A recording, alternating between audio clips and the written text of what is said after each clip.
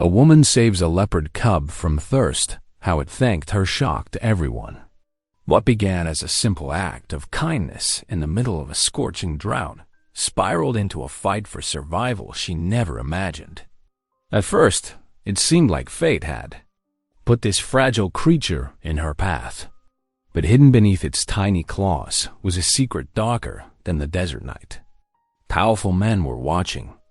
And when she refused to look away, the cost of compassion became a battle against forces that would stop at nothing to silence her.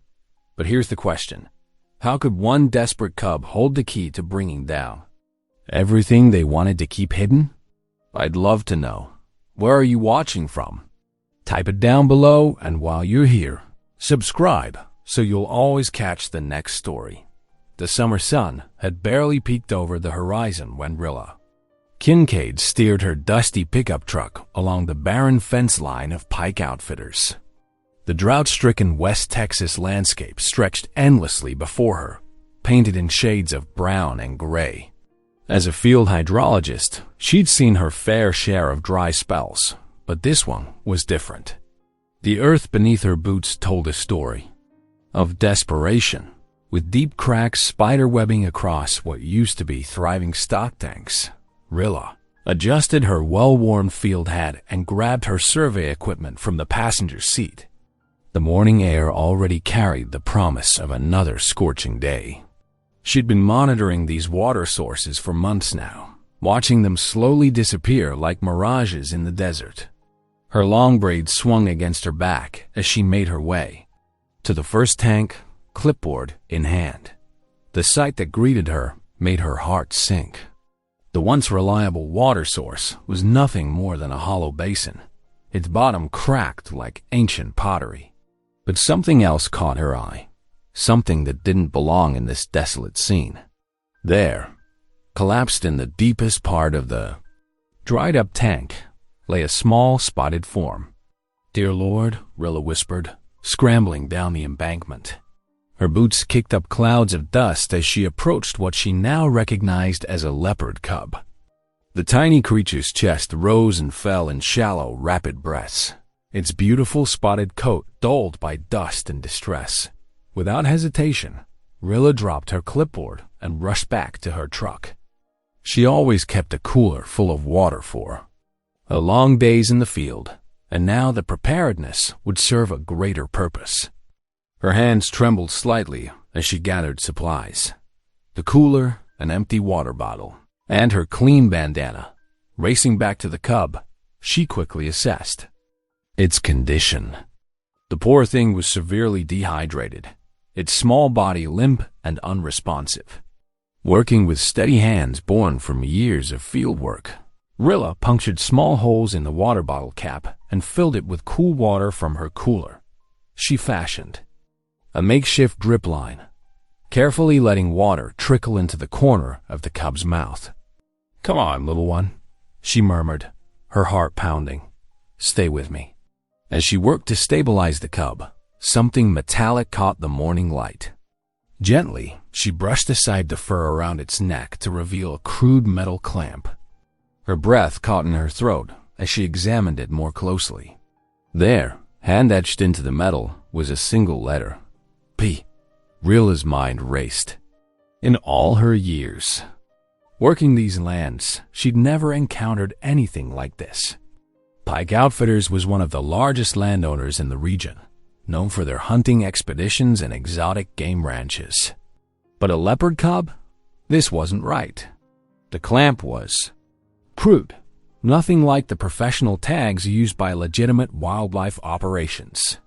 And the condition of the cub, abandoned, dehydrated, clearly neglected, set off every alarm bell in her mind. She reached for her radio, her decision already made. "This is Rilla Kincaid," she spoke clearly into the device. "I'm at the eastern fence line of Pike Outfitters. Tank 7. I've got an emergency situation. A severely dehydrated leopard cub, possibly contraband. Requesting immediate assistance from the Wildlife Rehab Center." The radio crackled with a response, but Rilla was already moving. She knew every minute counted. With gentle hands, she wrapped the cub in her jacket and carefully lifted it. The tiny creature felt impossibly fragile against her chest. Its breathing still shallow, but steadier now, as she made her way back to her truck. The magnitude of what she was doing hit her. Pike Outfitters wasn't just any operation. They were powerful, influential, and not known for their forgiveness. By intervening, she was potentially stepping into something much bigger than a simple rescue. But looking down at the helpless cub in her arms, Rilla knew she couldn't have made any other choice. Her mama had always told her that doing the right thing wasn't about choosing between right and wrong. It was about choosing right, even when wrong seemed easier or safer. She placed the cub on the passenger seat, securing it as best she could, and continued the careful administration of water. The rehab center was 45 minutes away, and she'd make every one of those minutes count. As she started her truck, the sun now fully risen over the Texas landscape, Rilla caught sight of the Pike Outfitters sign in her rearview mirror. She knew she'd just crossed a line, not just a physical boundary, but a moral one. Whatever consequences came from this decision, she would face them head on. The drive to the Wildlife Rehab Center was tense, with Rilla constantly checking on her precious cargo. The cub had started to show signs of improvement, occasionally making small movements and responding to the water. She kept one hand on the makeshift water bottle, ensuring the life-giving drops continued to provide relief with each mile that passed. Her mind worked through the implications of what she'd found. The pee on the clamp was damning evidence, but of what exactly? Pike Outfitters dealt in legal game animals, or at least that's what everyone believed. This cub, with its crude restraint and abandoned state, suggested something far more sinister by choosing to act. To save this one small life, Rilla knew she had set something in motion that couldn't be undone. But as she glanced again at the recovering cub beside her, she felt a surge of certainty. Sometimes the right path was clear as day, even when it led straight into the shadow of something dark and powerful. The late afternoon sun cast long shadows across the Wildlife Rehabilitation Center's parking lot as Sheriff Del Ree's patrol car pulled up, kicking up dust and gravel. Rilla stood her ground near the entrance, her heart thumping but her stance unwavering. The heavy-set sheriff emerged from his vehicle, his uniform stretched tight across his bulk and his face flushed red. With barely contained anger, "Miss Kincaid," he drawled, adjusting his belt as he approached. "We need to have us a little chat about interfering with private property." Rilla crossed her arms, meeting his stern gaze. "If you're referring to the Leopard Cub, Sheriff, it was severely dehydrated and needed immediate medical attention. That there's private stock belonging to Pike Outfitters." Dowry's voice carried a threatening edge. "Mr. Pike takes real good care of his animals, and he don't appreciate folks meddling in his business. Private stock?" Rilla's voice rose with disbelief. That cub was wearing a crude metal clamp around its neck. No legitimate operation would treat an endangered species that way. The sheriff's mustache twitched. "Now you listen here. I could charge you with theft. That's a serious offense, young lady. Pike Outfitters has all the proper permits for their exotic game operation. Then they won't mind me confirming that with the wildlife authorities." Rilla responded, her voice steady despite her racing heart. "That cub is protected under federal law, Sheriff. And I've documented everything, including that makeshift clamp with the P carved into it." Del Rey stepped closer, lowering his voice. "You're making a big mistake, Miss Kincaid. Some folks around here don't take kindly to outsiders poking their noses where they don't belong." "Is that a threat, Sheriff? Consider it friendly advice. Drop this now, or you might find yourself facing some serious legal troubles." Rilla stood taller. "The only legal trouble I see is the mistreatment of protected wildlife. Now, if you'll excuse me, I have work to do." The sheriff's face darkened, but he retreated to his vehicle, leaving behind an unspoken warning that hung heavy in the air. As evening settled over the rehabilitation center, Rilla finished her documentation of the cub's condition. The small creature was responding well to treatment, though the marks from the cruel clamp would take time to heal. She was gathering her things to leave when a shadow appeared in the doorway. "Miss Kincaid?" The voice was quiet, cautious. A broad-shouldered man in worn denim and a cowboy hat stepped into the dim light. His weather-beaten face carried the weight of someone who'd seen too much. "I'm Boone Andres," he said, glancing over his shoulder. "Roland Pike's foreman. We need to talk, but not here." They moved to a quiet corner of the facility's garden, where the cooling night air carried the scent of desert sage. "That clamp you found," Boone began, his voice barely above a whisper. "I recognize it. Pike's men use them for trapping exotics." He rubbed his calloused hands together nervously. "That cub wasn't just abandoned. It was bait. Bait." Rilla's blood ran cold. Bait? For its mother. They set these traps all over the property. The cubs draw in the adults, and then... He trailed off, unable to finish the thought. "How long has this been going on?" "Too long. Pike sells exclusive hunting experiences to wealthy clients. They pay top dollar to shoot exotic animals in controlled conditions." Boone's voice was heavy with shame. "I've been wanting out for months, but Pike's got connections everywhere. Police, local government, you name it." "Like Sheriff Del Rey," Rilla said, pieces falling into place. Boone nodded. "Pike owns half the county, one way or another. Anyone who crosses him ends up ruined or worse. But I can't keep quiet anymore. What they're doing to these animals." He shook his head. "It ain't right. Will you help me?" Rilla asked. "We could build a case against them." "It's dangerous," Boone warned. "Pike's reach goes deep, but..." He straightened his shoulders. "I'll do what I can. Just be careful who you trust." After Boone left, Rilla sat at her desk, determination setting in. The rescue of one cub had unveiled something far darker than she'd imagined. She pulled out her phone and dialed a number she'd been saving for just such an occasion. Kellershaw's office, a crisp voice answered. "This is Rilla Kincaid.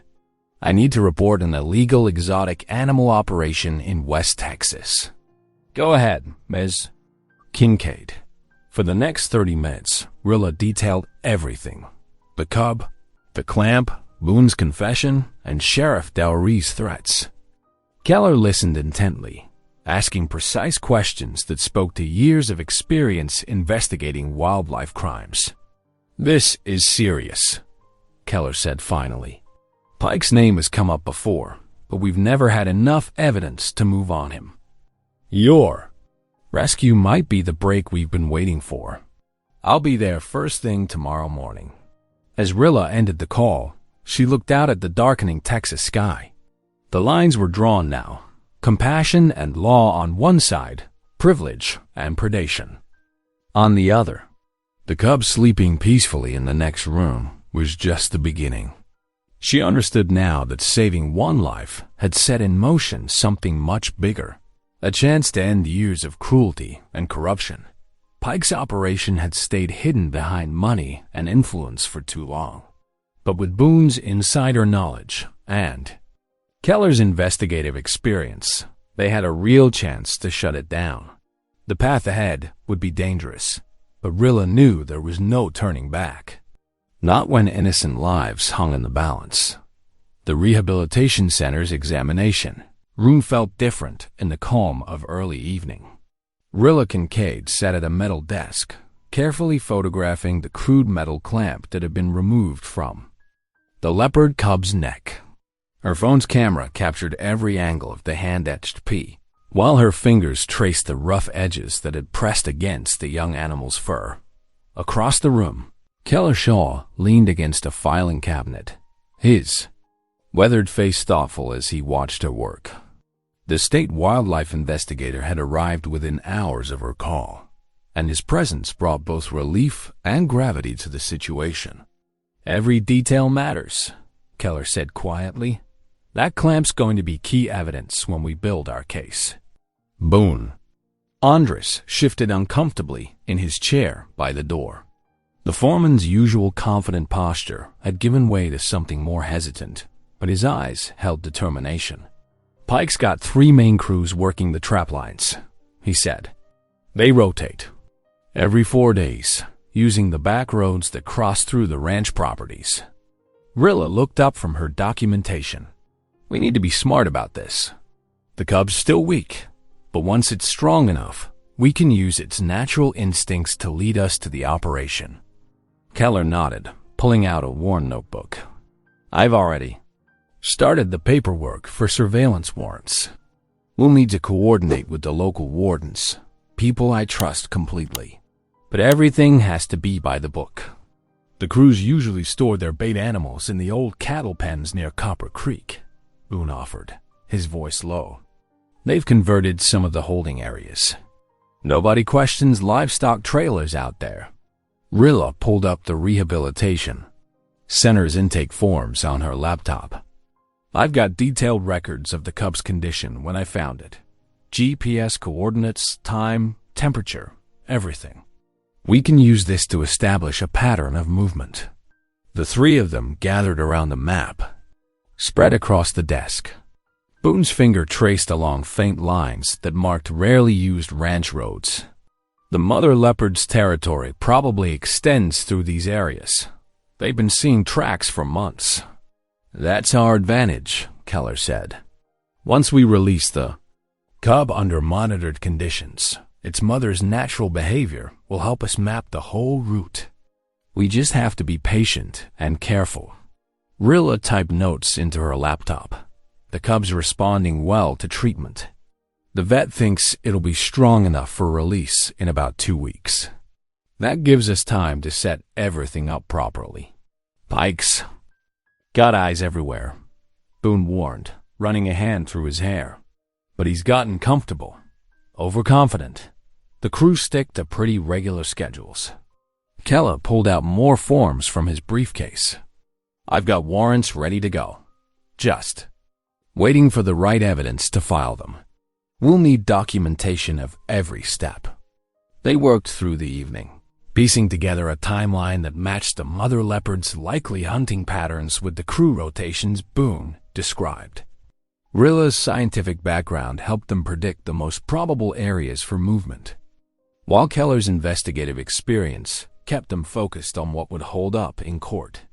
We've got one shot at this, Keller reminded them. Everything has to be completely legal, completely documented. Pike's got enough money to hire serious lawyers. Rilla organized her files carefully.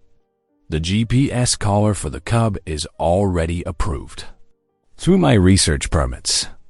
Nothing suspicious about a field hydrologist tracking animal movements near water sources. I can keep Pike distracted with some legitimate concerns about the north fence line, Boone added. Give us a window of time when he's focused elsewhere. The unlikely trio sat back, looking at their assembled plan. Each brought something essential. Boone's inside knowledge of the operation, Rilla's scientific expertise, and Keller's legal experience. The stakes were enormous, not just for the animals, but for justice itself. We're going to need to stay in constant contact, Keller said, but carefully. No phone calls unless absolutely necessary. We'll use secure messaging apps, keep everything documented but protected. Rilla nodded, closing her laptop. I'll monitor the cub's recovery daily, track every detail. We need to show a clear chain of evidence from the moment I found it. And I'll keep feeding you information about crew movements, Boone said quietly. But I've got to maintain my normal routine. Pike can't suspect anything's different. They established a careful communication system, with Keller as the central point of contact. He would coordinate with the trusted wardens, keeping them informed, but not revealing the full scope until necessary. Rilla would focus on the scientific and documentation aspects, while Boone would continue his role as their eyes inside Pike's operation. The The rehabilitation center's lights hummed softly as they finalized their timeline. 2 weeks until the Cub would be strong enough. 3 days to set up the monitoring equipment. 4-day windows to track crew movements. Every detail had to align perfectly. "We're not just building a case," Keller reminded them. "We're trying to shut down an entire illegal operation. One mistake, one leak, and Pike will burn everything to the ground before we can prove anything." Rilla gathered her equipment, her movements precise and determined. "Then we won't make mistakes. We've got science, law, and inside knowledge on our side. We just have to be patient." Boone stood, checking his watch. "I need to get back before anyone notices I'm gone.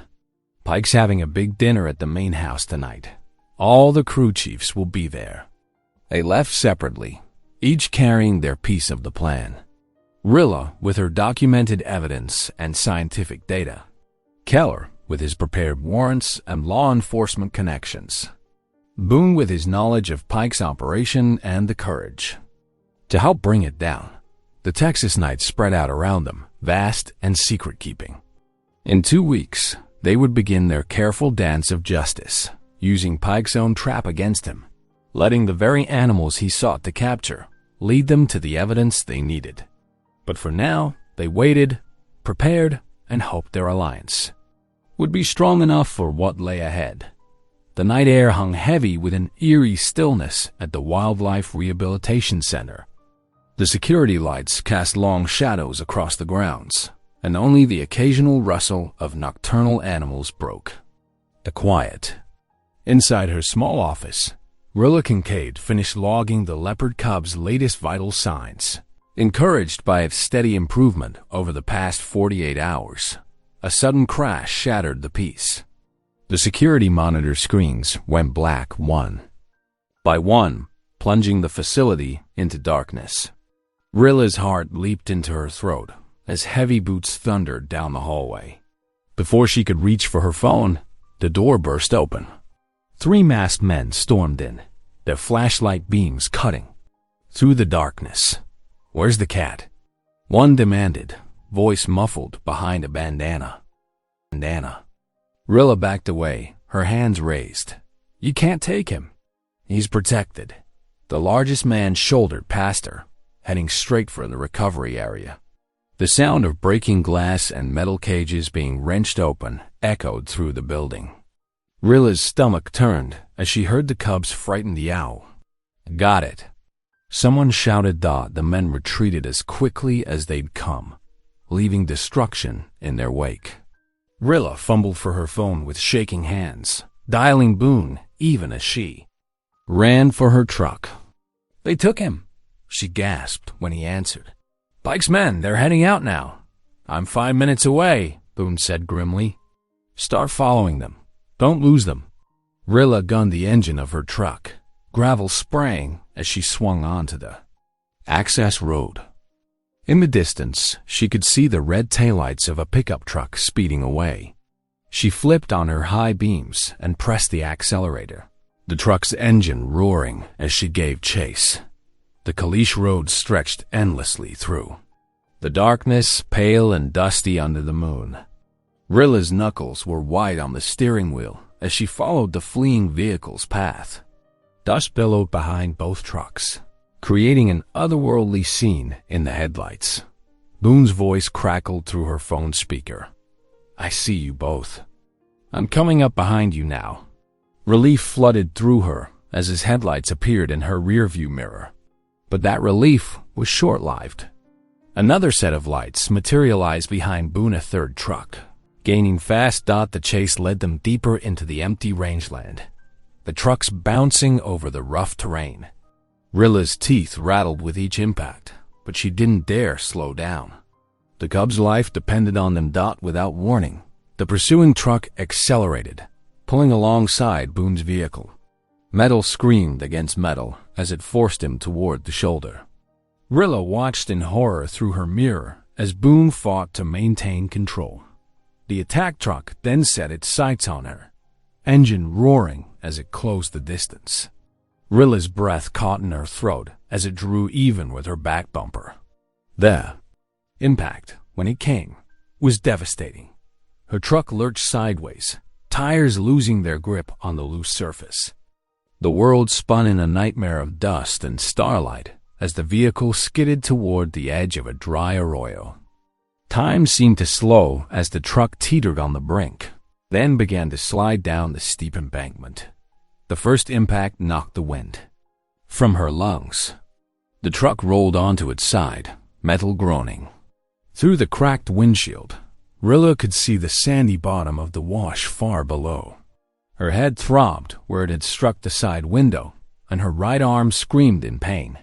A familiar sound made her blood run cold, the distinctive warning rattle of disturbed snakes in the wash below. The truck shifted again, sliding another few inches down the embankment. "Rilla!" Boone's voice carried from above. "Don't move." Gunshots cracked through the night air, bullets pinging off the truck's frame. Rilla ducked instinctively, choking on the dust that filled the cab. The vehicle groaned ominously, listing further to one side. Boone appeared at her passenger window, his face streaked with dirt and blood from a cut above his eye. "Can you unbuckle? I need to get you out now."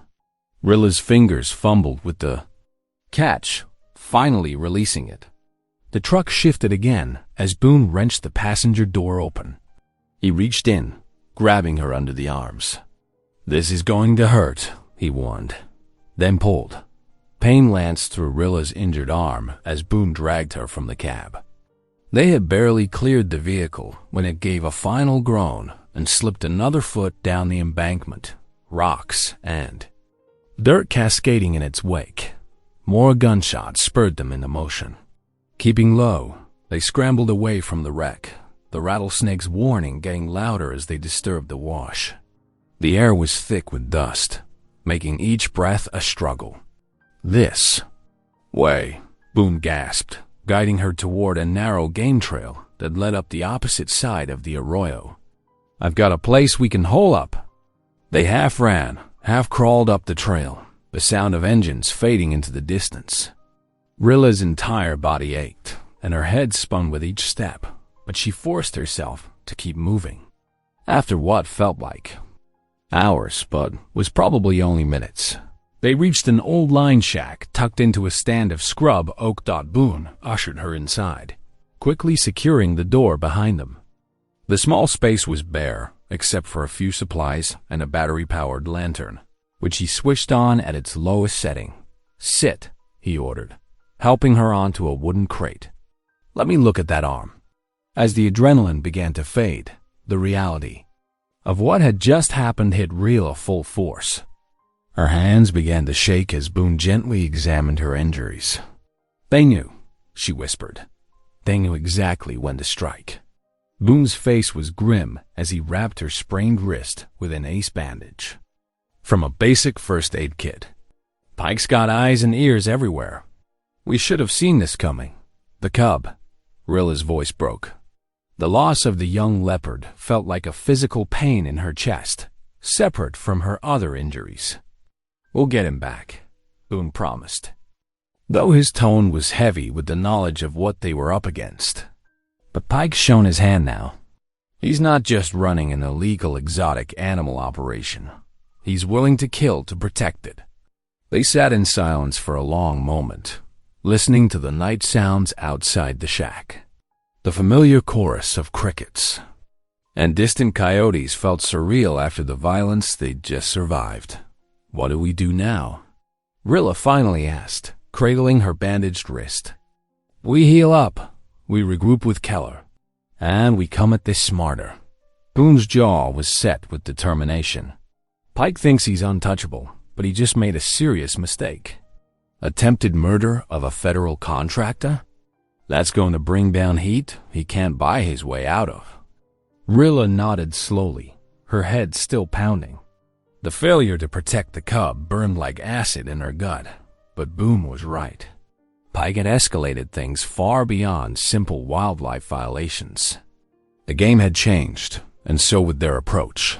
For now, though, They could only wait in their makeshift sanctuary, battered but alive, while the Texas night pressed in around them. The quiet felt deceptive after the chaos they'd just survived, but there was no mistaking the message Pike had sent. He was watching, he was listening, and he would stop at nothing to protect his interests. In the dim light of the safe house, Rilla held the metal clamp in her trembling hands.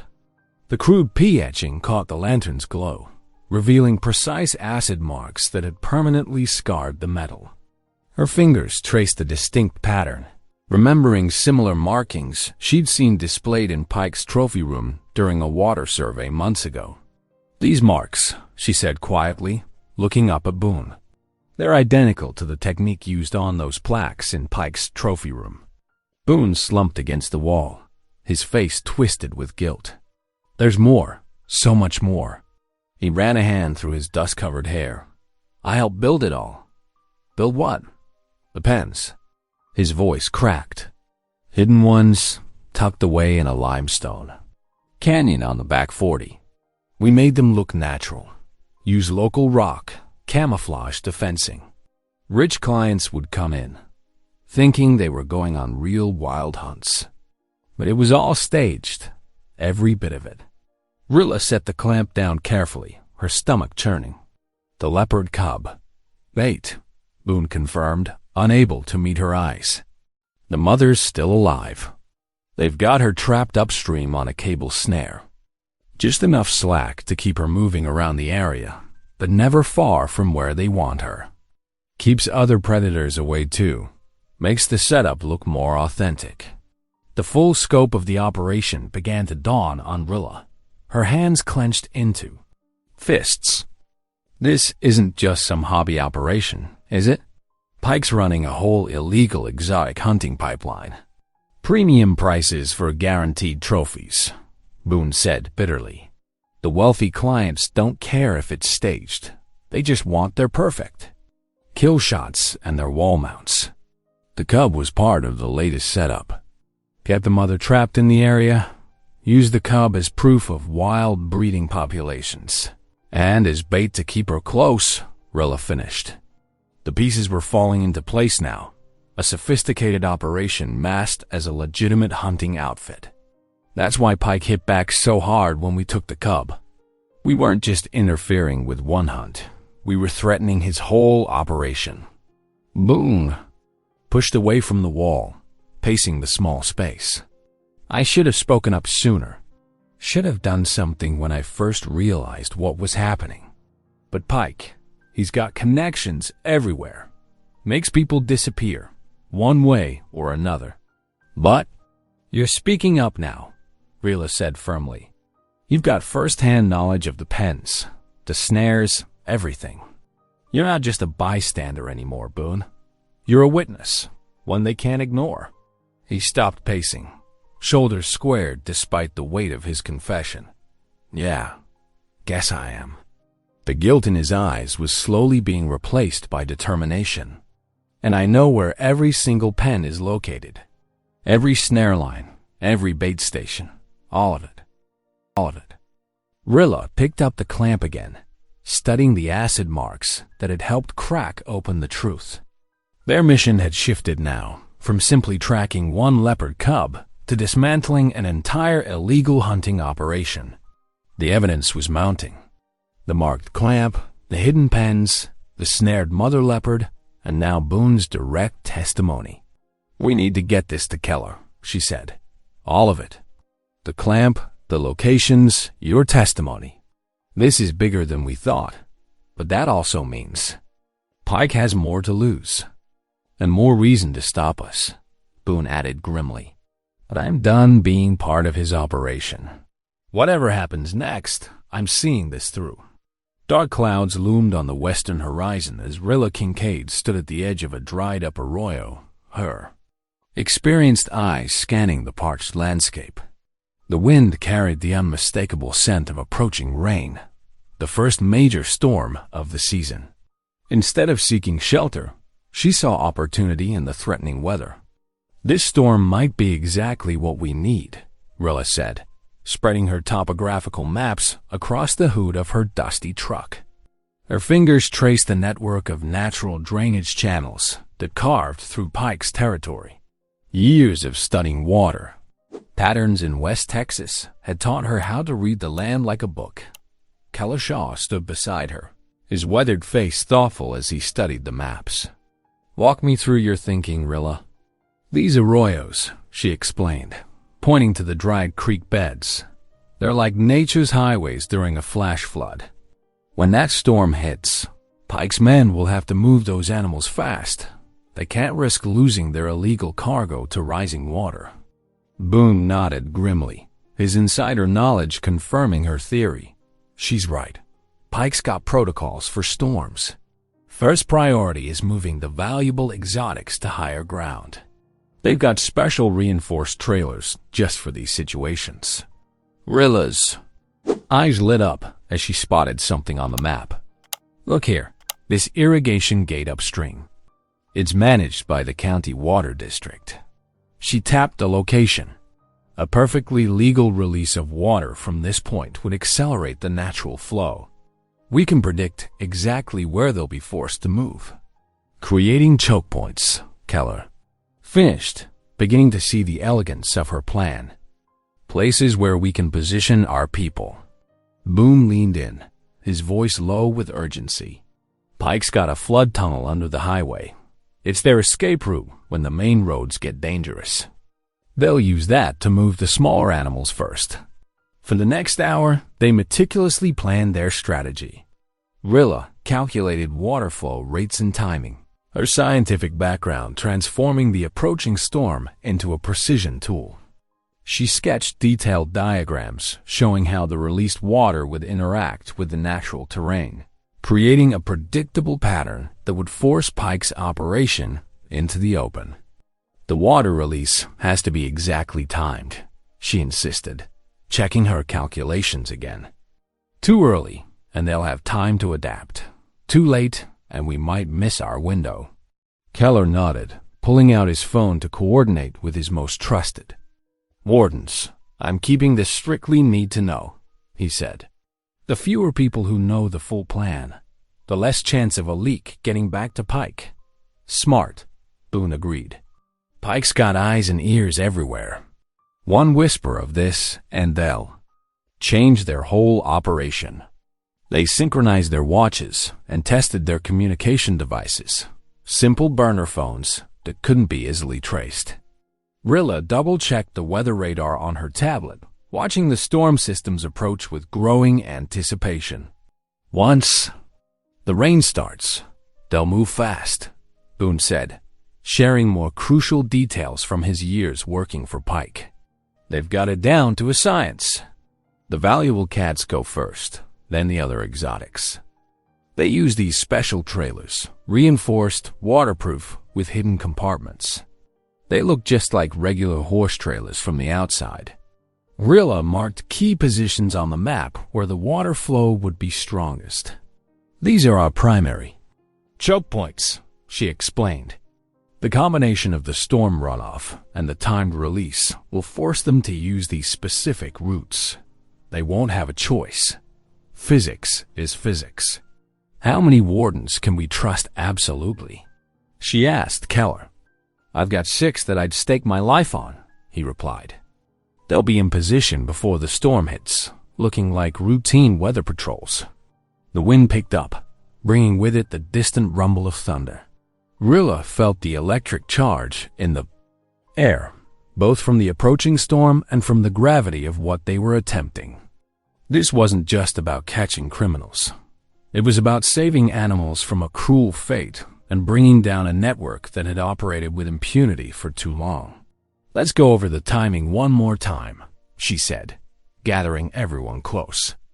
"The storm front will hit in approximately 3 hours. I'll coordinate with the water district for the release. They know me, and it's a reasonable request given the forecast. Boone, you'll monitor Pike's initial response, but maintain your distance. Keller, your teams need to be in position 30 minutes before the release." They ran through every detail again, checking and double-checking their preparations. The plan was risky, but it was built on solid science and procedure. Each element was legal and justified, designed to withstand scrutiny if questioned later. Most importantly, it would expose Pike's operation while it was actively moving animals. The exact evidence they needed. Remember, Keller cautioned, if anything feels off, if you spot anything unusual, we abort. We'll get another chance, but not if we tip our hand too early. The first fat drops of rain began to fall as they made their final preparations. Rilla looked up at the darkening sky, feeling a mix of anticipation and determination. They had turned. Pike's greatest vulnerability, his need to protect his illegal cargo from natural disasters, into their strongest advantage. It's time, she said, folding her maps and securing them in a waterproof case. Everyone knows their positions and timing. Let's move.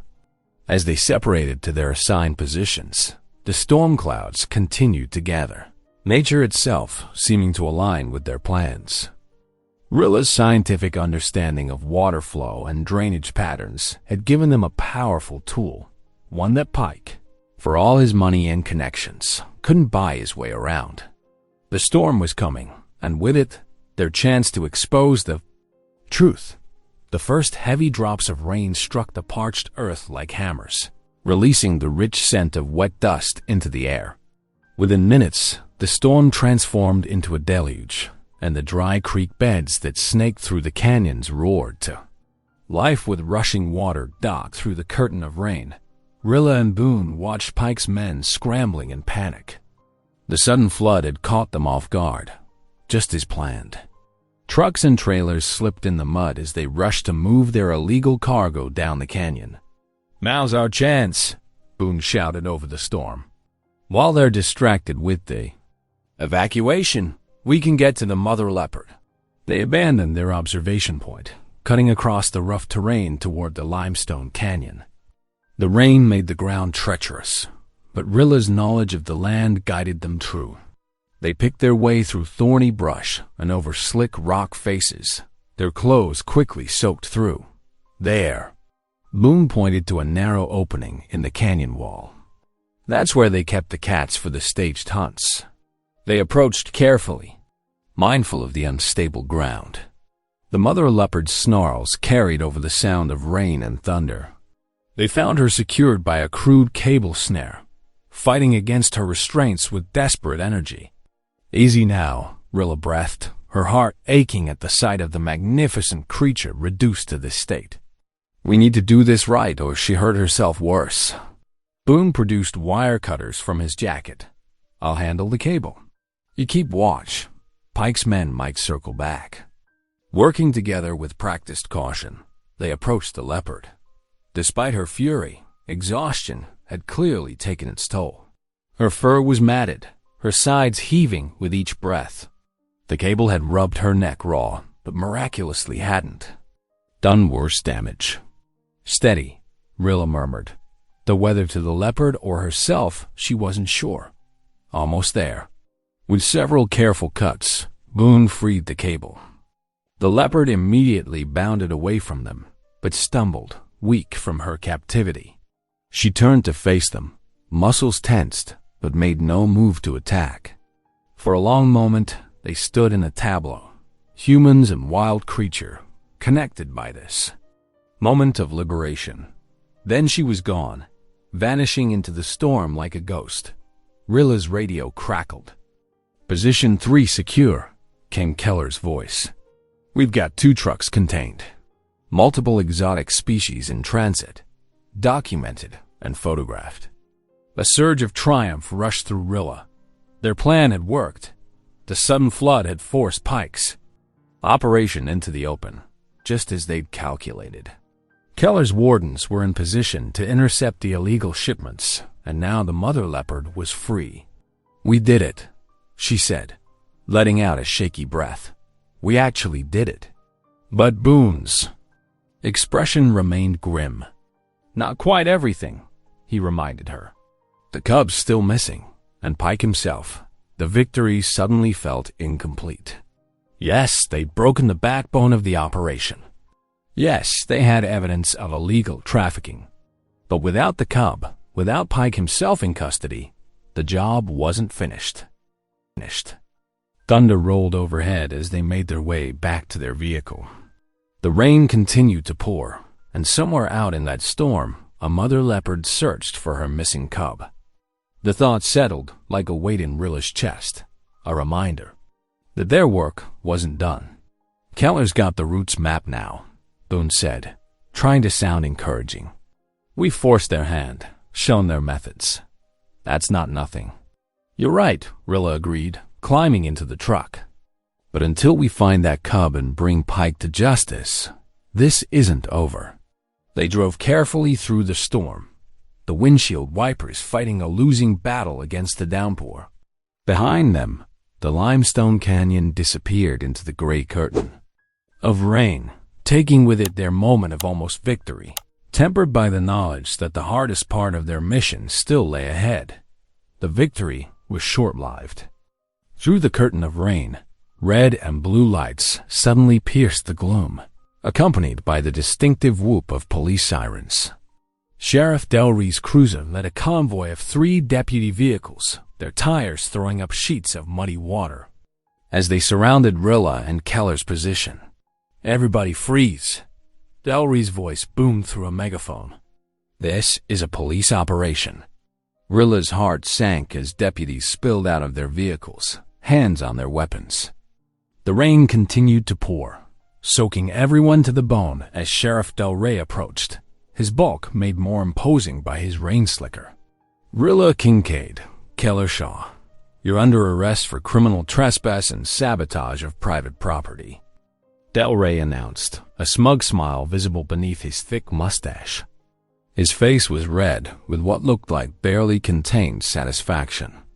"This is a legitimate state investigation," Keller protested, standing his ground even as deputies moved to cuff him. "You have no jurisdiction here." Del Rey's smile widened. "Oh, but I do. This is county land, and I've got signed complaints from Roland Pike himself. You've been tampering with his irrigation systems, trespassing on private holdings. Deputies, we're already confiscating their equipment, cameras, radios, GPS units. Everything they gathered as evidence was being tossed carelessly into the backs of patrol cars, exposed to the relentless rain that would wash away any traces of proof. They collected data as they were being processed. Boone managed to work his way through the chaos, bumping against Rilla as if by accident. She felt something being pressed into her hand, a folded piece of paper, damp but still intact. She managed to slip it into her boot before the deputies noticed. "You can't do this," Rilla argued as cold handcuffs clicked around her wrists. "We have documentation of illegal exotic animal trafficking. Pike is running an unlicensed operation. Save it for the judge," Del Rey cut her off. "If you can prove any of it after this rain washes away your so-called evidence."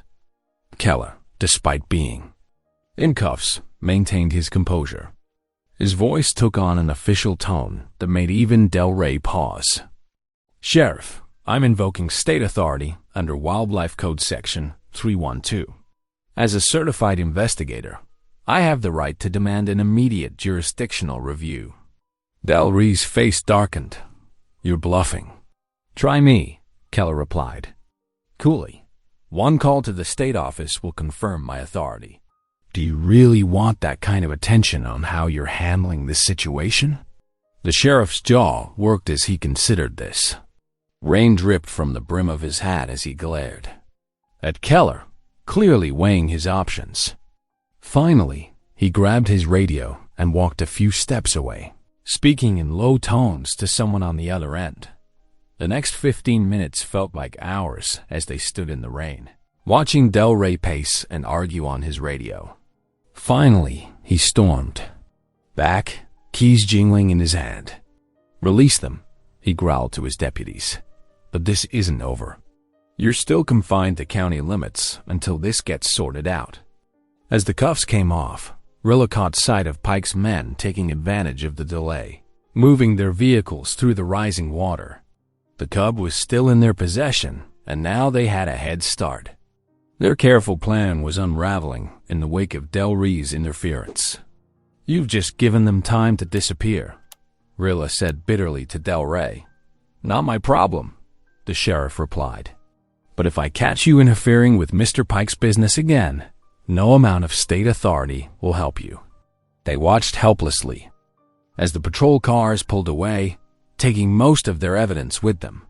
The rain had turned the ground into a quagmire, and the water in the wash was rising rapidly.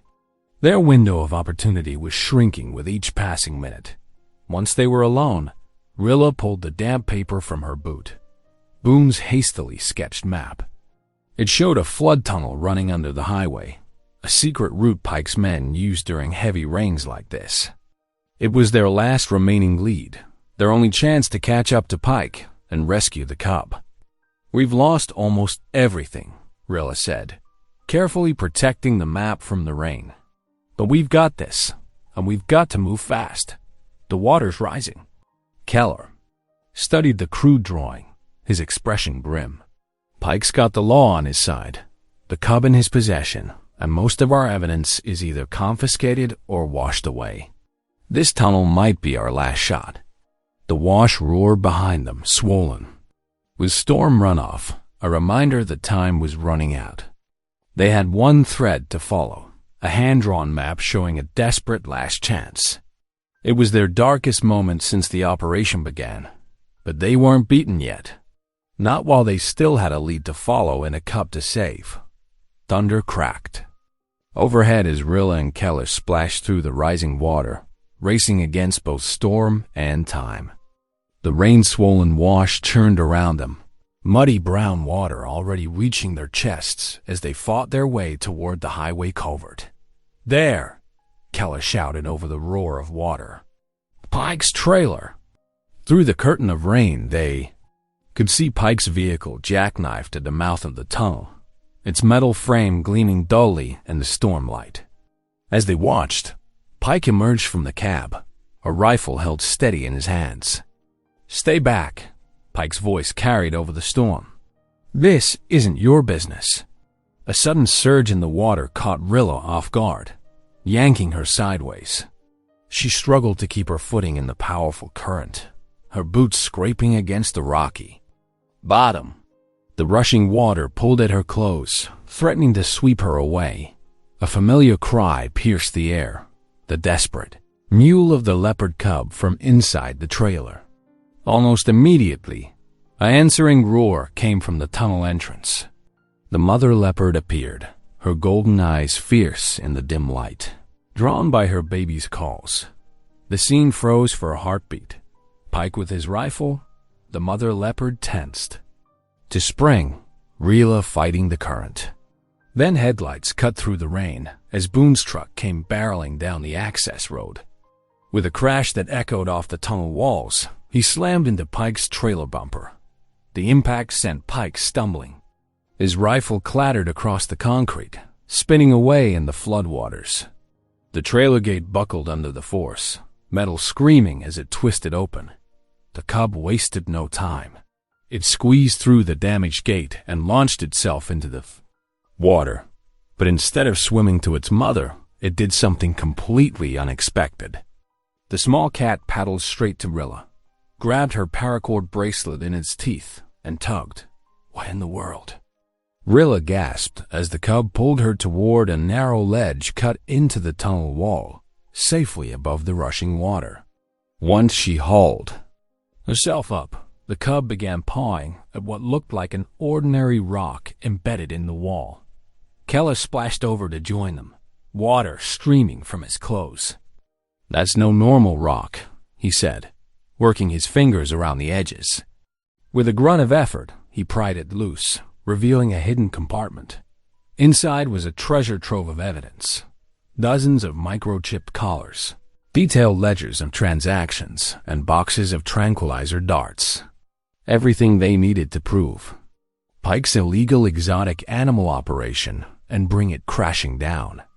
"Game wardens, move in," Keller shouted into his radio, his voice nearly drowned out by the thundering water that now filled the tunnel almost completely. The mother leopard had made her way to the ledge, gathering her cub close with a rumbling purr. Pike stood in knee-deep water near his ruined trailer, hands raised as uniformed wardens converged from both ends of the tunnel, their flashlight beams cutting through the gloom. The evidence from the tunnel proved devastating. In the weeks that followed, local headlines blazed with news of Pike's arrest, alongside Sheriff Del Rey, who was caught helping cover up the illegal exotic animal trading operation. The courtroom buzzed with tension as Pike and Del Rey faced multiple federal charges. Boone sat straight-backed on the witness stand, his voice steady as he detailed years of illegal activities. His testimony painted a clear picture of Pike's operation: the hidden pens, the staged hunts, the cruel treatment of trapped animals. He'd traded his silence for truth, resigning from Pike Outfitters and working with prosecutors to ensure justice was served. "I knew it was wrong," Boone testified, his eyes meeting Rilla's in the gallery. "But it took someone showing real courage to make me find my own." The trial lasted 3 weeks. When the verdict came down, Pike and Del Rey were both convicted on multiple counts. The judge's sentence was appropriately harsh, lengthy prison terms and massive fines that would help fund wildlife conservation efforts. Rilla's own recovery took time. The injuries from the Arroyo crash left her with a slight limp, but her determination never wavered. As she worked through physical therapy, a new opportunity presented itself: a position overseeing legal wildlife sanctuaries and protected waterways across the region. "It's perfect for you," Keller told her over coffee one morning. "You'll be protecting both the water and the wildlife. Plus, you've more than proved you've got the backbone for it." Rilla accepted the post without hesitation. The work aligned perfectly with everything she'd fought for: the protection of vulnerable creatures and the preservation of vital natural resources. Her first major project involved establishing new security protocols for the wildlife preserve, where the mother leopard and her cub would be released. The morning of the release dawned clear and cool. Rilla stood on a ridge overlooking the preserve, Boone beside her, as wildlife officers prepared to open the transport cage. The mother leopard's spotted coat gleamed in the early light, her cub pressed close against her side. "Hard to believe it all started with finding that little one in a dried-up tank," Boone said quietly. Rilla nodded, remembering the desperate heat of that day, the sight of the collapsed cub with the cruel clamp around its neck. Sometimes the smallest things lead to the biggest changes. The cage door opened. Mother and cub paused for just a moment, then slipped out like liquid gold into the morning light. They moved with fluid grace across the landscape, disappearing into the brush that would now be their protected home. Rilla felt tears prick her eyes as she watched them vanish. The headline in tomorrow's paper would read, "Wildlife Trafficking. Ringleaders Convicted. New Sanctuary Protocols Implemented."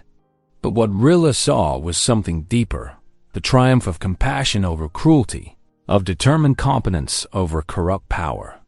She glanced at Boone, who had stood beside her through the darkest moments of their fight for justice. Their shared ordeal had forged something lasting between them: trust built in danger, strengthened by choosing right over easy. There was no need for grand gestures or dramatic declarations. The peace they'd won felt solid, earned through hard choices and unwavering courage. The sun climbed higher, warming the morning air. Below them, somewhere in the vast preserve, a mother leopard and her cub were beginning their new life in safety. Above them, hawks circled in the clear Texas sky.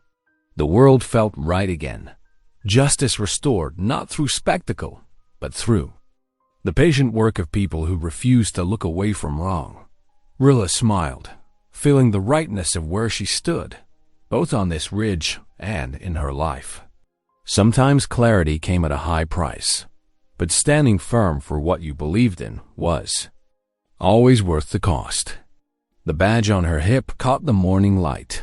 Her new role as sanctuary supervisor, a daily reminder that one person's choice to act could ripple out in ways that changed not just lives, but entire systems. Ready to get to work? She asked Boone, who would be helping her establish new security protocols across the preserve system. He nodded, and together, they turned toward the ranger station, leaving mother and cub to their hard-won freedom. The morning stretched bright before them, full of possibility and the quiet satisfaction of knowing they'd help make the world a little more just, a little more compassionate, one brave choice at a time. Thank you for watching. If even one moment stayed with you, don't forget to subscribe. I'll be here tomorrow with another story that speaks to the heart.